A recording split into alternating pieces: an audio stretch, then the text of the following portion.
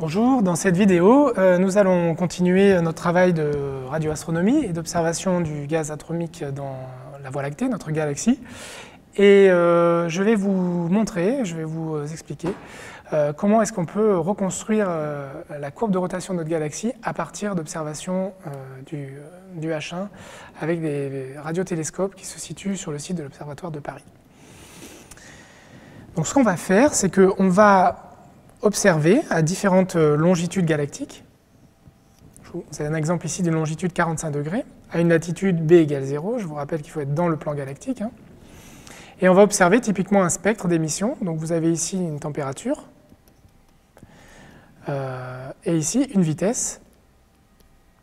Et vous voyez ici l'émission à différentes vitesses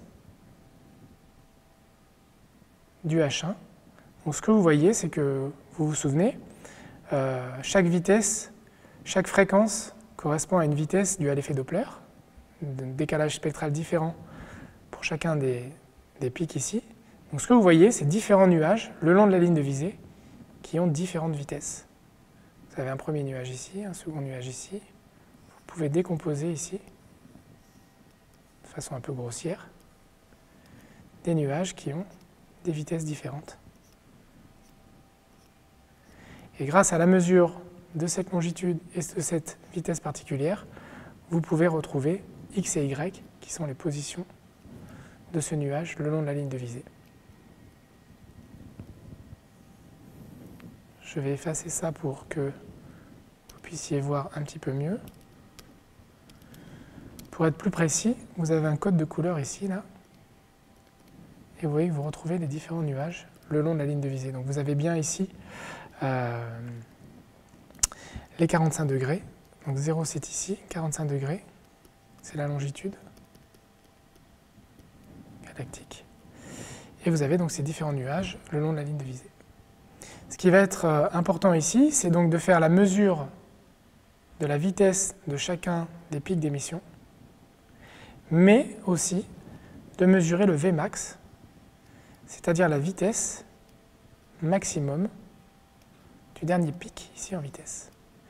Et c'est cette mesure ici qui va nous permettre de construire la courbe de rotation. La mesure de ces pics ici va nous permettre de mesurer la position des différents nuages le long de la ligne de visée.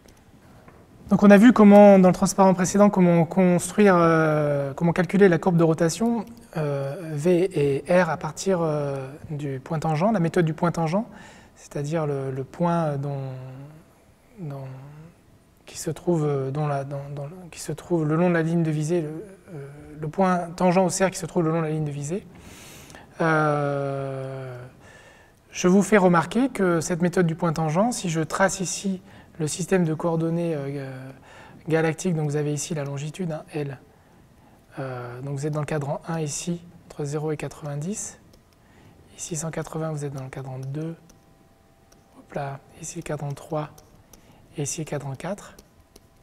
Je vous rappelle que je vous montre que les points tangents ici sont uniquement dans le cadran 1 et le cadran 4. Parce que dans le cadran 2 et 3, le long de la ligne de visée, vous n'aurez pas de tangente au cercle. C'est uniquement quand vous êtes dans des rayons qui sont plus petits que le rayon R0 du Soleil, quand grand R est plus petit que R0. Si vous êtes dans le cadran 2 et 3, vous n'aurez ici le long de la ligne de visée que des intersections, vous n'aurez pas de point tangent.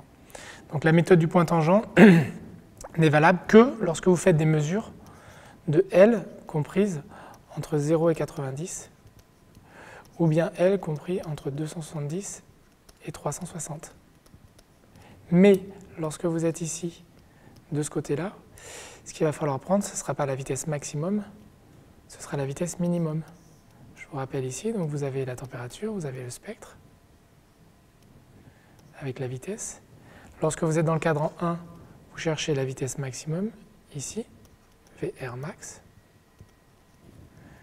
donc entre 0 et 90, pour L.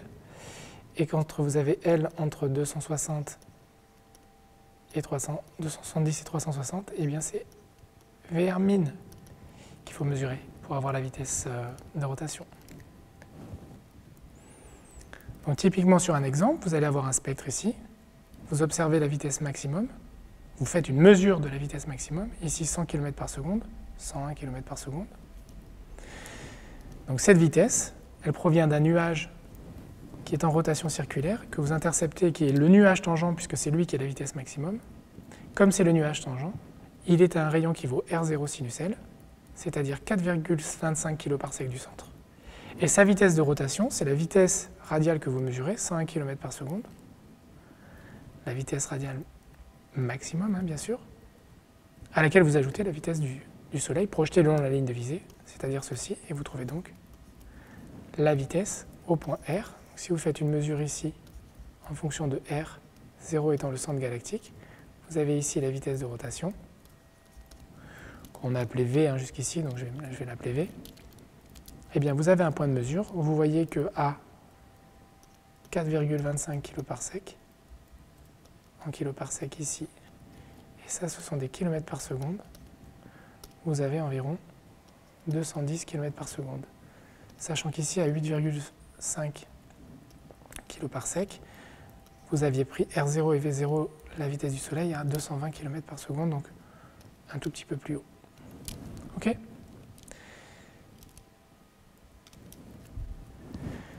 À partir de là, on peut calculer une masse dynamique à l'intérieur de ce rayon. Je ne vais pas rentrer dans les détails, je reviendrai dans une autre vidéo. Et on peut en quelque sorte peser le contenu de notre galaxie.